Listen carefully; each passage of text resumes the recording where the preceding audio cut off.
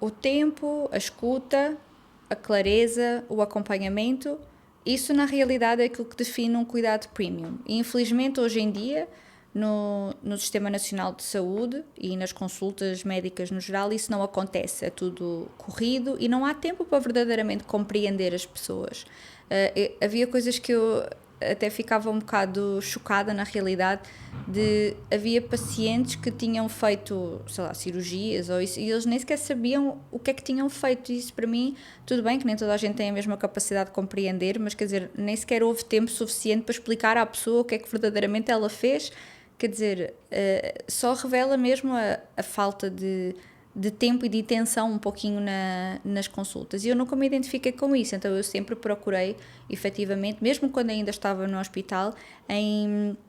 e nas urgências, em fazer a consulta o mais completa possível, em tentar compreender a história daquela pessoa, de onde é que ela vinha, os gostos, e principalmente nas consultas de medicina estética, que eu geralmente eu deixo essa parte sempre para o final. Eu faço verdadeiramente uma anamnese completa. Começo pelos antecedentes, se já teve algum internamento,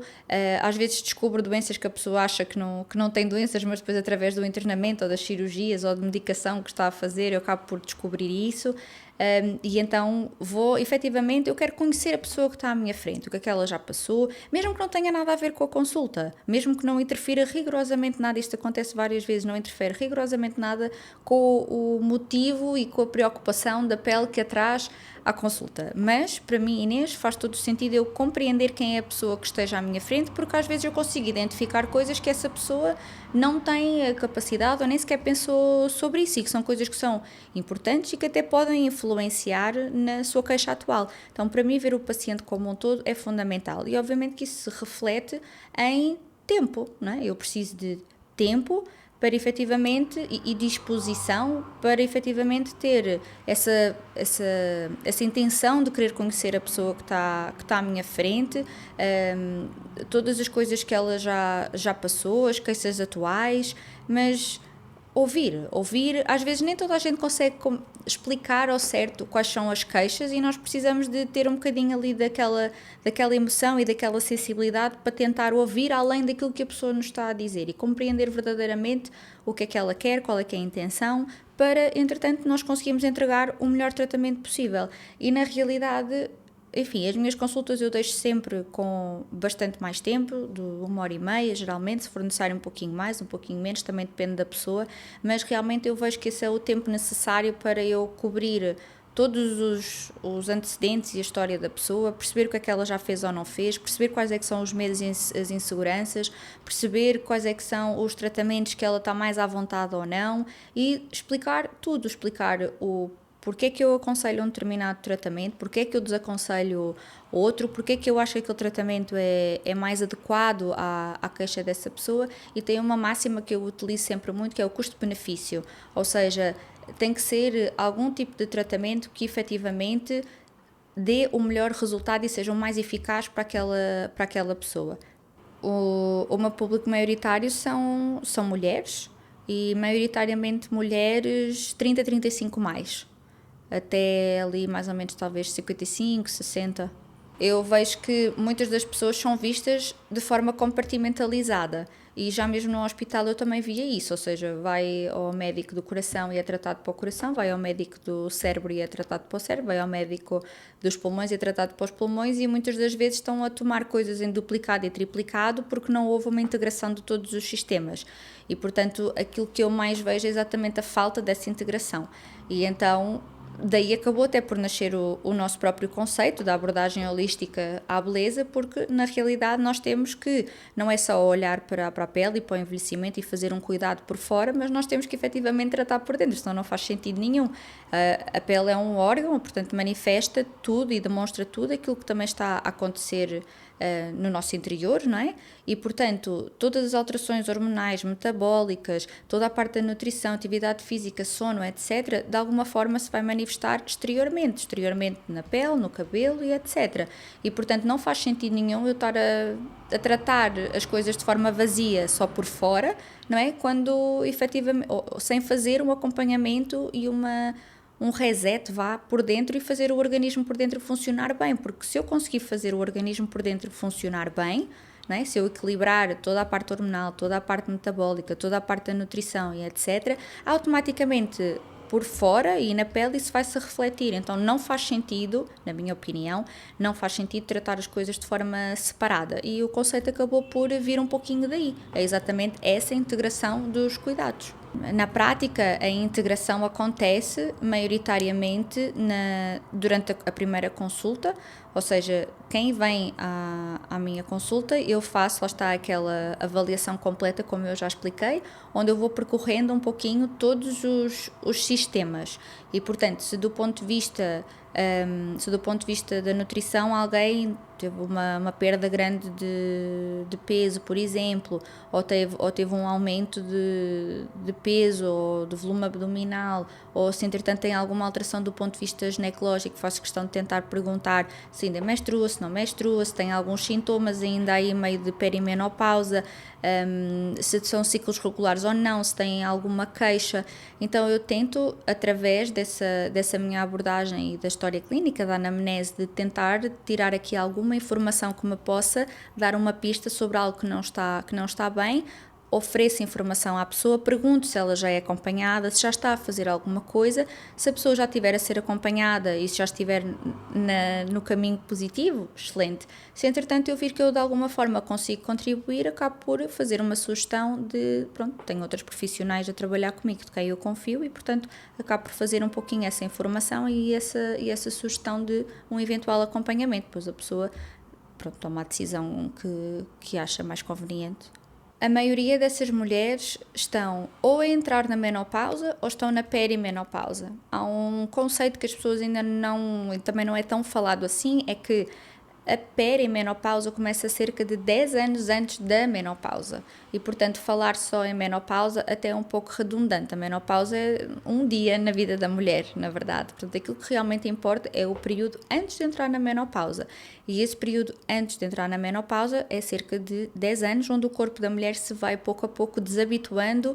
a ter hormonas a funcionar e a produzir hormonas. E, portanto, essas mulheres são aquelas que mais chegam à consulta e elas até podem vir à consulta queixarem-se de alguns sinais de envelhecimento. As hormonas também têm influência na produção de colagênio, na hidratação da pele, na elasticidade e, portanto, quando começa a cair esse nível de hormonas, elas acabam por, lá está, exteriormente repararem alguma coisa e, portanto, vêm à consulta queixando-se disso. Mas eu consigo, por toda a história clínica que se acaba por colher, perceber que existem outras coisas que estão efetivamente a contribuir. Elas até podem vir com essas queixas da pele, mas eu sei perfeitamente que existem outras coisas que, se calhar, ainda de uma perspectiva muito mais subliminar e que se calhar a pessoa acaba por normalizar, que elas também com certeza que já vão a sofrer, ou seja, por exemplo, alterações no sono, com alguma insónia ou despertares mais frequentes, cansaço maior,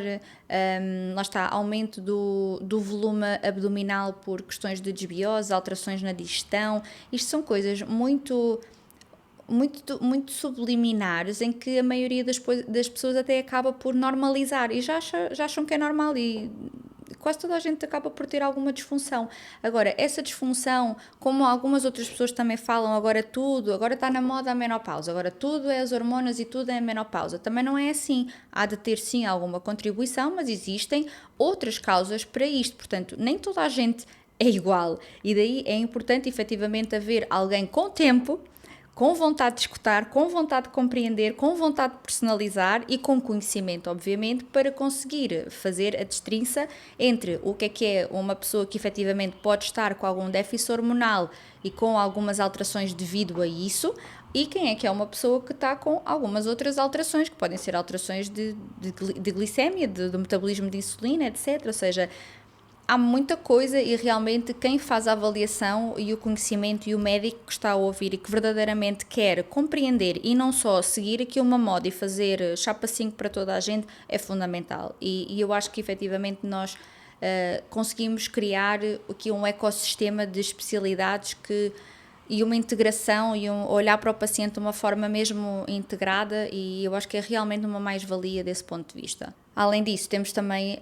a educação um pouquinho para o futuro, ou seja, é entrar e compreender a questão da prevenção, não é só o tratamento, mas é a questão da prevenção. Portanto, compreender que nessa altura então da perimenopausa, quando as hormonas começam a cair, existem coisas que vão começar a deteriorar e não é focado a pele, as rugas, a elasticidade e a flacidez é só uma delas e se calhar até é menos importante, mas é aquela que nós primeiramente vimos. Mas depois temos, lá está, as alterações do sono, temos as alterações da energia, do equilíbrio, temos reabsorção de massa óssea, reabsorção de massa magra, de músculo e portanto tem muito maior tendência para desequilíbrios, para eventuais quedas, eventuais fraturas por conta da tal osteoporose, não é? Portanto, perda de densidade óssea. Então, existem muitas coisas que é obrigação a mulher também ter consciência e os médicos também terem consciência. Eu sei que é uma área nova, mas temos que estudar e temos que aprender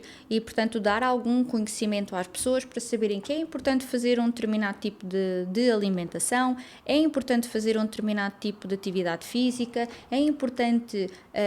ter alguns suplementos, porque nós temos efetivamente, enquanto que nós ainda temos algumas hormonas e o nosso corpo ainda consegue responder, fazer o máximo que nós consigamos para ter o banco de colagênio, o banco de densidade óssea, o banco de massa magra, o banco de todas as coisas boas para que nós possamos efetivamente desfrutar da menopausa, que é uma nova etapa na jornada da mulher, da melhor forma possível e usufruir com os filhos e o marido e os netos ou com os bichinhos, o que seja, mas viver a vida com saúde, basicamente acho que é sobre isso. E a beleza não é um resultado rápido, a beleza vem de saúde. Quando uma pessoa é saudável, as pessoas